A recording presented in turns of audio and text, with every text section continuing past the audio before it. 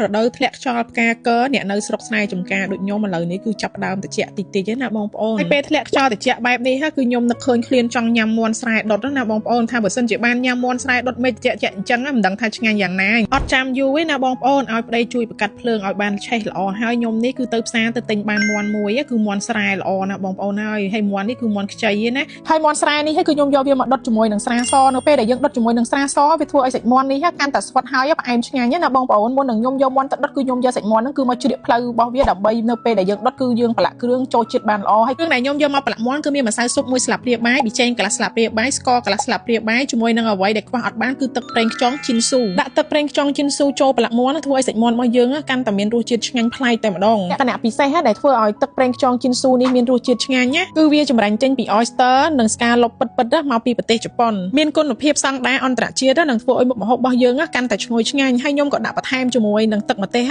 ជីនស៊ូបន្ថែមដែរបន្ថែមទឹកម្ទេសជីនស៊ូនេះធ្វើឲ្យសាច់មាន់របស់យើងនឹងគឺមានពណ៌ក្រហមស្អាតហើយមានរសជាតិហឹរតិចតិចកាន់តែឆ្ងាញ់ណាបងប្អូនអញ្ចឹងខ្ញុំដាក់បន្ថែមតែបន្តិចតែប៉ុណ្្នឹងហើយគឺយើងកូរគ្រឿងទាំងអស់ហ្នឹងគឺចូលគ្នាឲ្យបានសព្វល្អណាបងប្អូនកូរសព្វហើយខ្ញុំយកគ្រឿងដែលយើងបានដាក់ចូលគ្នានេះយកមកប្រឡាក់ជាមួយនឹងសាច់មាន់អញ្ចឹងយើងយកគ្រឿងដែលខ្ញុំបានយកមកកូរច្បល់ចូលគ្នាហ្នឹងគឺលាបនៅលើសាច់មាន់ឲ្យសព្វណាបងប្អូនទាំងខ្នងសងខាងជាមួយនឹងសាច់ខាងខ្នងទ្រូងមាន់អីហ្នឹងគឺយើងលាបឲ្យសព្វទៅនៅពេលដែលយើងលាបគ្រឿងនឹងចូលហើយរយៈពេលយើងផ្អាប់ទុកប្រហែលជា5នាទីហើយខ្ញុំក៏យកមាន់ស្រែរបស់ខ្ញុំនេះគឺយកមកដាក់ដុតនៅក្នុងឆ្នាំងដីណាបងប្អូនគឺដុតក្នុងឆ្នាំងដីនេះធ្វើឲ្យសាច់មាន់របស់យើងហ្នឹងគឺវាក្តៅងុំល្អហើយក្លិនកាន់តែឈ្ងុយអញ្ចឹងខ្ញុំពេលដែលខ្ញុំ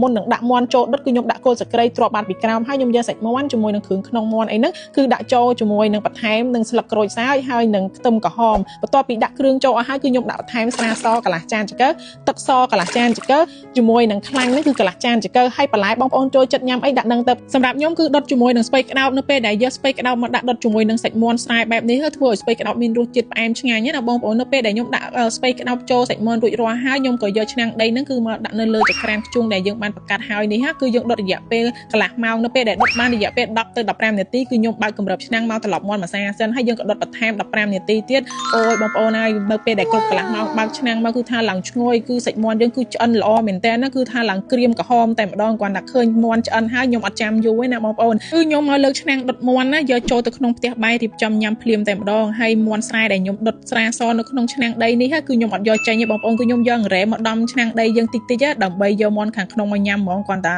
ដំឆ្នាំងដីហើយបើកមកបងប្អូនណាគឺថាសាច់មាន់គឺក្រហមល្អអូយឈ្ងុយមែនតែនឃើញពណ៌សាច់មាន់ណាសម្រស់មាន់ស្រែដុតស្រាសនេះហើយគឺទ្រាំអត់បានទេណាបងប្អូនគឺខ្ញុំមកហែកមាន់មកផ្លូវនេះគឺមកភ្លក់មុនហ្មងណាថារសជាតិវាបែបណាដែរមាន់ស្រែដែលដុតជាមួយនឹងស្រាសនេះអូយនិយាយពីថាដាក់មួយម៉ាត់ចូលទៅគឺសាច់មាន់គឺថាឡើងផ្អែមស្វិតតែម្ដងណាបងប្អូនហើយសម្រាប់សាច់មាន់ស្រែដុតស្រាសតិចបងប្អូននិយាយថាញ៉ាំមាន់ស្រែដុតស្រាសខ្លាច់ស្វឹងអីហ្នឹងគឺអត់ទេបងប្អូននៅពេលដែលយើងដុតជាមួយនឹងស្រាសតែ10នាទីនេះគឺអស់ជាតិអាល់កុលហើយសម្រាប់